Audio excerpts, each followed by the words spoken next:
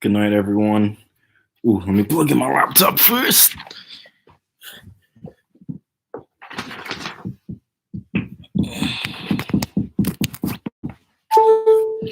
All right.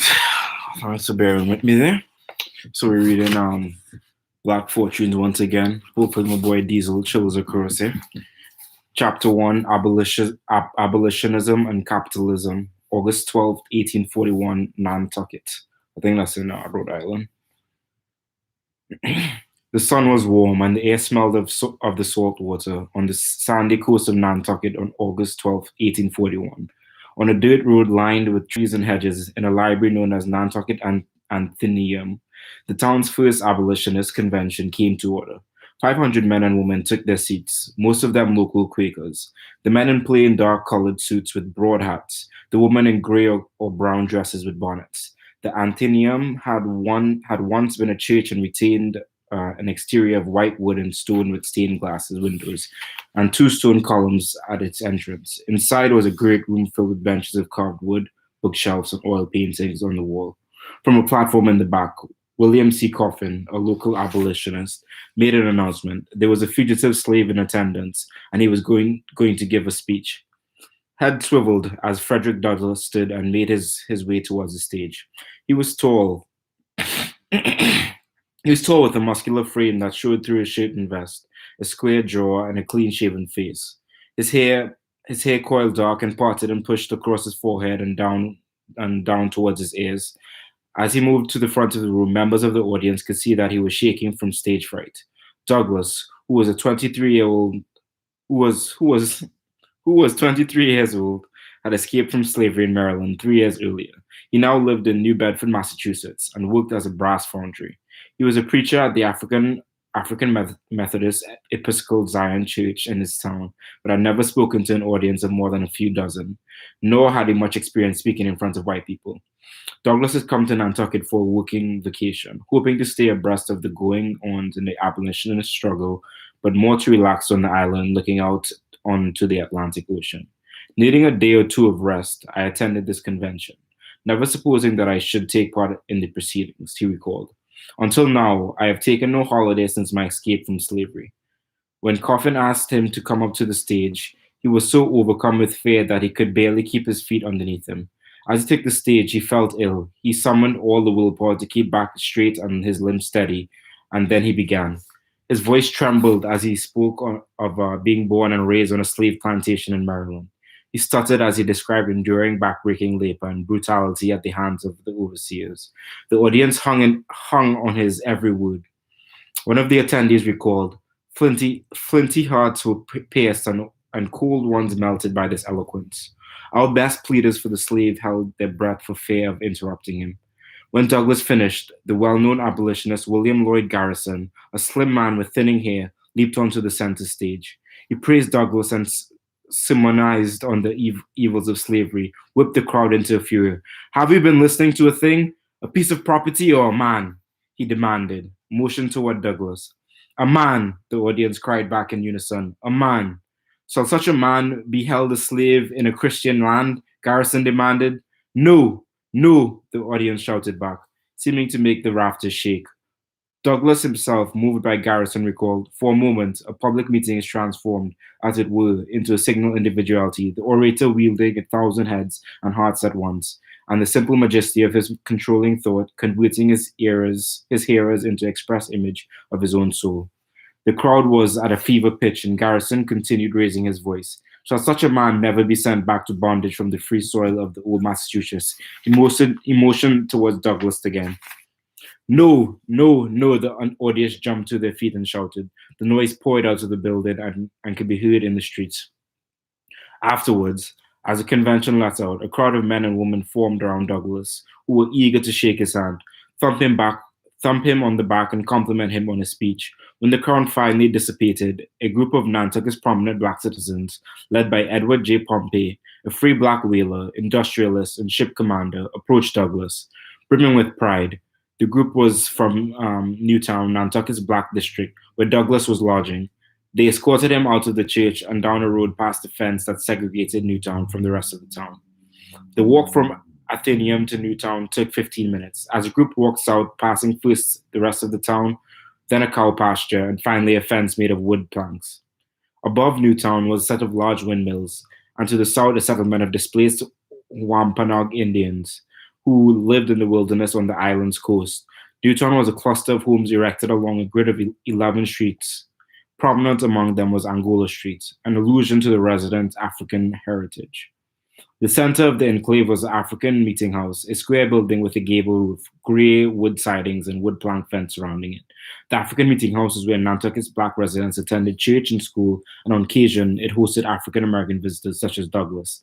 That night, Douglas stayed up talking with the island's black residents, who also included the wealthy black whaling captain Absalom Boston and the leading black families of the island.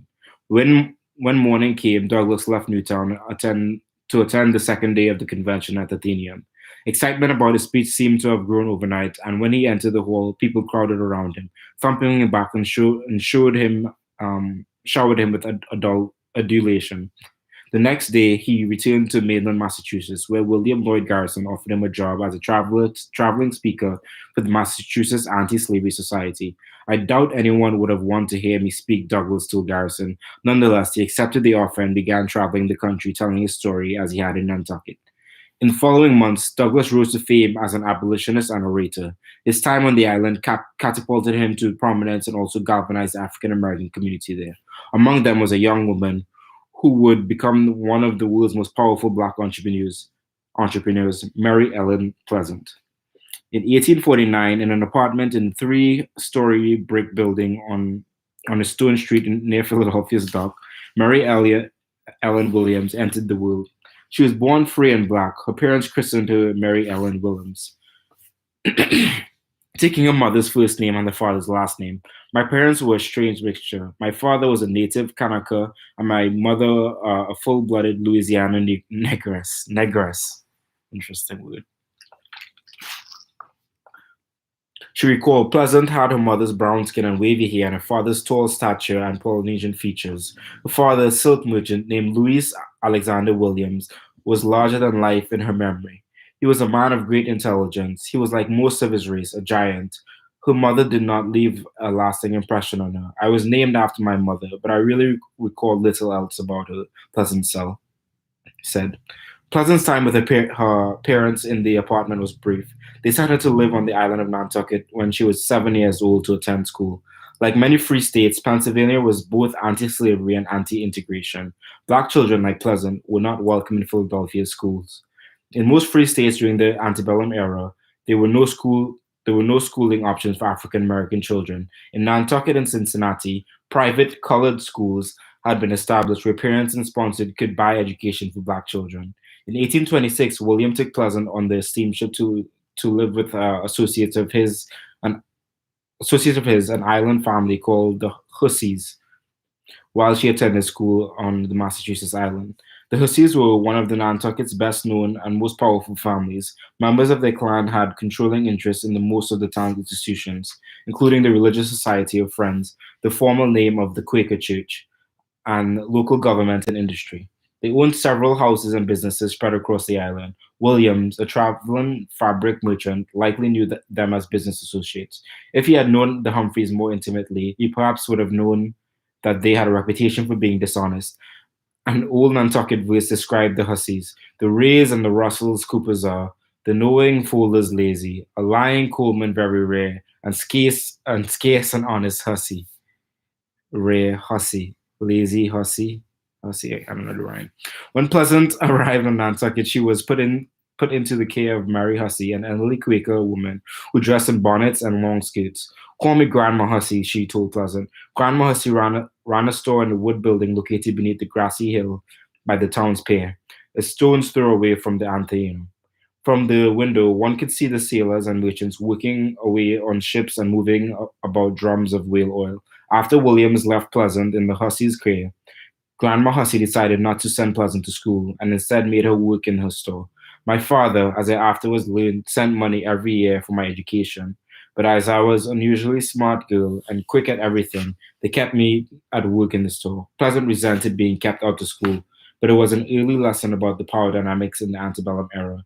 I envy children who can write a good hand and spell correctly, and blame the Hussies for not giving me an education, she later said. The Hussies were rich and white, and although Pleasant was a privilege to have been born free, the color of her skin and her gender still allowed her to be taken advantage of. Thus she came to be better understand the world she lived in. Either she could fight against those who had power, or she could work with them and accept the limitation that race and gender imposed upon her. She decided to do both. She ingratiated herself with the Hussies, making herself indispensable in their store. As a girl, she foraged the woods around the store for pokeberries, which she would mash and strain to make a dark purple ink for Grandma Hussy to sell. She learned to keep the books, sweep and clean the store, and sell to customers. I was always on the watch, and few people could get out of the store without buying something from me. She learned to read and write in her spare time and used her work in the store to learn about business and human behavior. I have let books alone and studied men and women a great deal, she said. You can't learn all the book knowledge and all the human nature studied in a lifetime. You must slight one or the other. So she slighted books and studied capital, both human and financial. During her years with Hussies on Nantucket, Pleasant nursed a resentment on racist and slavery. Pleasant nursed a resentment of racism and slavery. When she wasn't working, she would venture south in Grandma Hussey's shop through town, past Newtown's fence, to enter Nantucket's free black community. The inhabitants of Newtown were made up of black whalers, escaped slaves, and domestic servants. They were led by the town's most prominent citizens, Absalom Boston. Absalom was a well-muscled man with a beard that stretched from his ears down to his entire jaw with no mustache. He wore gold hoop earrings, and his hair was coarse and pushed back into a pompadour. I don't know what a pompadour is. Absalom was a black royalty in Nantucket. He was a descendant of the island's Indian natives and black slaves. His family was credited with having ended slavery on the island after his uncle Prince Boston had challenged the legality of slavery in Nantucket, sued for his freedom, and won. Absalom inherited money from his parents, who died when he was young, and used it to build one of the first structures in Newtown, a small shop in the clapboard house where he sold fishing equipment and groceries. In 1822, he bought and captained his own whaling ship called Industry, becoming the first black man in New England to own and lead a whaling outfit. Subsequently, he used his earnings to develop Newtown by underwriting mortgages for the houses of free blacks. Along with Boston and other prominent black Nantucketers, Pleasant attended church and learned about abolition before venturing back to her employer on the white side of the fence. While she was learning about black culture and the liberation struggle in Newtown, Pleasant bore witness to an economic transformation from the Hussey shop by the harbor. From the shop, she could see the oil refineries being built and whaling ships carrying whale carcasses and barrels of blubber. The Nantucket whaling boom was just getting underway when she arrived as a girl. In the early 19th century, whale oil, used as lighting and heating oil, was rapidly becoming the United States' most prized commodity, second only to cotton, making whaling a highly profitable business. Nantucket, with its location in the Atlantic Ocean and its tradition of deep ocean fishing, was well positioned to hunt whales. As the demand for the oil increased, Nantucket's deep ocean fishing boats were refitted as whaling ships, and the town emerged as the largest producer of whale oil in the United States. Before whale oil became readily available, most of the Western world lived in darkness. Once the sun went down, candles and lamps fueled by cow and sheep fat were hard to produce, burned dimly, and gave off a foul odor. Whale oil, by contrast, burned brightly and was odorless. As it became broadly available in the United States and England, whaling exploded into an 11 million a year, 309 in today's dollars million, in the $309 million in today's dollars industry, becoming the third largest economic sector in the United States after cotton and manufacturing. The boom made Nantucket one of the richest and busiest towns in the world during the years Pleasant was reared there. Whaling was also a catalyst for social change. With the onset of whaling in Nantucket, men abandoned work in town for high-wage jobs, working on docks and in open waters, in whaling crews. In the absence, women became entrepreneurs and laborers, running the restaurants, stores, and hotels in town. The whaling boom also created a black middle and upper class in Nantucket. Benefiting from racial stereotypes about their unnatural strength, black men were recruited to the island to hunt whales. Whaling offered a much better life than slave labor or tenement farming. In addition, men who worked on whaling crews were often shareholders, not employees, and were entitled to a percentage of the profits from the whales they helped bring in. As a result, black men in Nantucket could achieve moderate to high incomes than the black men in Nantucket could achieve moderate to high incomes that were unheard of by blacks in the slave era. As the whaling industry grew, so did the black middle class on the island. Pleasant watched as Newtown grew from poor village into an enclave of black middle class families. As a result of the emergence of the whaling industry, Pleasant was raised in the boomtown. She watched as people flocked to Nantucket to work on whaling ships, to open oil refineries or hotels and saloons to cater to the growing population. Some people made fortunes in Nantucket, others lost them. The lessons she learned from witnessing the boom would would one day prove them useful.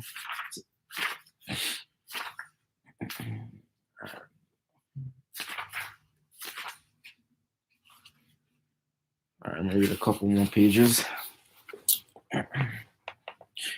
In the days following the Abolitionist Convention and Frederick Douglass's debut in 1841, Pleasant planned to make a move of her own. Not long after Douglass went back to Springfield, Massachusetts, she boarded a steamship for mainland Massachusetts and Nantucket Bay. I went to Boston to better my condition, she later said. Pleasant arrived in Boston around the year 1842 when she was 27 years old and got a job as an apprentice to a cobbler. Excuse me, in a shop in Boston's South End. The South End was home to the city's moneyed class, men who wore broadcloth suits with gold watch chains hanging from their waistcoat pockets. The streets were made of gravel and cobblestone and lined with Baroque Victorian homes and mansions. At the shop, Pleasant learned to make boots and sew vests. Pleasant hadn't left Nantucket to escape the hussies or to find a better job or trade. On the contrary, she remained close with the hussies and couldn't have hoped to provide a future for herself in the shoemaking or any other kind of trade she could learn. To secure a good life, a woman was expected to get married. To better her position, she needed to find a husband. And Boston's Tony South End was a good place as any to find a well-heeled one. Well-heeled. Pleasant was a striking woman. She was tall and slender, with skin the color of clay, a long straight nose, high cheekbones, intense dark skin, intense dark eyes, and long hair that was black and oil straight. Perhaps the best feature was her charm and her way with words. I have always noticed that when I have something to say, people listen, she remarked. They never go to sleep on me. One day, James W. Smith, as a well-dressed middle-aged businessman, entered the shop where she worked to do some shopping. He caught Pleasant's eye as she was doing her work. I made sure to strike up a conversation with him before he left. She remembered Smith didn't say much about himself, but he did say he was Cuban. Identifying as a Hispanic awarded him a racial ambiguity that allowed him to better navigate the United States racial caste system. The proportions of Spanish, Taino, Indian, and African blood he possessed were simply left to the imagination, allowing him to avoid being classified as a colored, even under the strict interpretations of the one-drop rule. Pleasant did discover a bit of information about Smith. She learned that he was an abolitionist. Pleasant had her sights locked on Smith after that day she met him in the shop. He was well off and he shared a passion for racial justice. Pleasant, however, didn't make her interest in him obvious right away. She learned that he was a member of the Catholic Church near her workplace, St. Mary's Church. Pleasant had grown up attending an African Methodist Episcopal church in Nantucket, but became Catholic to join Smith's congregation. One church was the same as another to me, she later said. After joining St. Mary's, she became a member of the choir. The choir was positioned in front of the church in full view of the congregation during service. One night, inside a steeple building made of rough stone on the north side of Boston, Smith finally took notice of the young woman he met in the store and at church. After Mass was over, Smith asked the priest father trainer to introduce him to Pleasant. Pleasant was brought to him, and he offered to walk her home. As he walked her home that night under the moonlight to Smith, it seemed that they were brought together by Providence. He strolled with her until her unaware that Pleasant had set the forces that would bring them together into motion weeks before. A few days later, thoroughly charmed by Pleasant, he asked her for her hand in marriage. We were married inside of a month. She bragged. Wow, that's pretty intense. Yeah, I'm just gonna finish the chapter, guys. Lock and loaded. As newlyweds, Mr. James W. Smith and Mrs. Mary Ellen Smith split time between his home in Boston and Smith's plantation in Charlestown, West Virginia. In Boston, Mary Ellen and James Smith entertained abolitionists together while William Lloyd Garrison, Wendell Phillips, Joe Green, and Lois Hayden. In Charlestown, they spent time at Smith's mansion. The town is made up of Victorian homes and plantations built into the foothills of the Appalachian Mountains. It's pretty close to here, guys. Where am I? Looking down into the Shenandoah River. It was picturesque, canopied by maple, cherry, pine, sycamore, and fir trees, and surrounded by green hills. Its estate spanned hundreds of acres, with 2- and 3-story homes made of stone barns and servant quarters, tanneries, orchards, and acres of crop fields. Smith's land was managed by a young African American man named John James Pleasant. There were many slaves in Charlestown, only a few hundred domestic servants and enslaved black miners. Salt mining drove West Virginia's economy rather than slave-dependent crops such as cotton. Charlestown did, however, have frequent slave auctions. The spectacles took place on the steps of Jefferson County Courthouse in the town square and were well attended by slave traders from Virginia, which was just over the county line. The courthouse was 2 stories high and topped with a gable roof and clock tower. Out front, it had a portico, white pillars, and stone steps. Men and women in chains, metal collars were marched out in front to be sold to the highest bidder. Smith frequently attended slave auctions, rubbing shoulders with the flesh traders in hats and long coats, smoking hand-rolled cigarettes as they bid on men, women, and children. Smith endured the slave markets to purchase people and set them free. My husband frequently demonstrated his feeling for the colored race by purchasing slaves and giving them their liberty, Pleasant recalled. Pleasant's marriage to Smith was short-lived. Smith took ill less than 2 years after they were married in 1844. On his deathbed, he summoned his bride to the side. Promise me, he said to his wife, promise me you will devote a portion of the money I leave you to the cause of freeing the slaves, he begged. I promise with a full heart, she told him. Smith died shortly after, leaving his entire estate to Pleasant. Smith's death left Pleasant in a familiar place. She was on her own again. In her grief, she grew closer to her late husband's land manager, John James Pleasant, or as she called him, JJ, and the Hussies back in Nantucket. Pleasant returned to Nantucket after her husband's funeral. There, Captain Edward Gardner, a friend of the Hussies who had known her as a girl in Nantucket, helped her manage her husband's estate, selling off his various properties and assets and dealing with the paperwork. In 1846, as Pleasant was still mourning James, the island of Nantucket was struck by tragedy. The Great Fire of 1846, as it would later be called, almost burned down the entire town. The blaze started in a hat shop near Grandma Hussey's shop and spread to the docks where barrels of whale oil were stored. The oil fed the blaze as it spread over the homes and businesses on the island. The fire melted the barrels of oil on the docks, spilling their flaming contents out into the ocean. The ocean seemed to turn to fire and made the night sky glow. When the blaze was extinguished 7 hours later, it was nearly dawn. As the sun rose, people walked the streets in disbelief. More than 1/3 of the town's homes and businesses have been burned down, leaving more than 800 people homeless and even more without a way to make a living. The Nantucket Athenaeum, where Frederick Douglass had spoken and risen to fame a few years earlier, was burnt and nearly destroyed in the disaster. After the fire, Nantucket declined as a center of the whaling industry, and job citizens and capital fled Massachusetts, leaving those who remained to figure out how to rebuild shortly after the fire.